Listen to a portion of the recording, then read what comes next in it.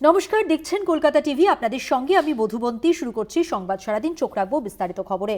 মন্দিরতলা বাসস্ট্যান্ডে group D ঐক্যমঞ্চকে ধর্নার অনুমতি। ৩০০ জনের বেশি জমায়েত নয়, শর্ত সাপেক্ষে অনুমতি দেওয়া হলো হাইকোর্টের পক্ষ থেকে। জমায়েত থেকে কোনো কুরুচিকর মন্তব্য করা যাবে না, একগুচ্ছ নির্দেশিকা কলকাতা হাইকোর্টের, এবং শর্ত সাপেক্ষে জমায়েত করা যাবে এমনটাই জানানো হয়েছে হাইকোর্টের পক্ষ থেকে। মন্দিরতলা বাসস্ট্যান্ডে গ্রুপ ডি ঐক্যমঞ্চকে ধর্নার অনুমতি হাইকোর্টের। ৩০০ জনের বেশি জমায়েত নয়, শর্ত সাপেক্ষে অনুমতি হাইকোর্টের।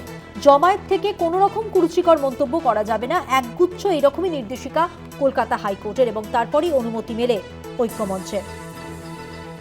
আরো বিস্তারিত জানাচ্ছেন, আমাদের সঙ্গে টেলিফোন লাইনে রয়েছেন আমাদের প্রতিনিধি পীযূষ কান্তি নাগ। পীযূষ দা, কি কি শর্ত রয়েছে কলকাতা হাইকোর্টের পক্ষ থেকে?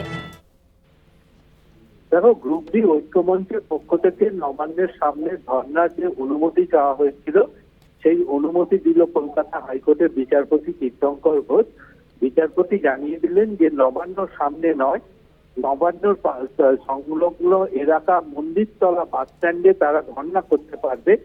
আগামী 23 ও 24 জানুয়ারি তারা গণনা করতে পারবে, কিন্তু শর্ত হিসাবে বিচারপতি পরিষ্কার জানিয়ে দিয়েছেন ৩০০ জনের বেশি কোনো সদস্য সেই ধর্নায় উপস্থিত থাকতে পারবে না। পাশাপাশি সেখান থেকে কোনো কটূক্তি করা যাবে না।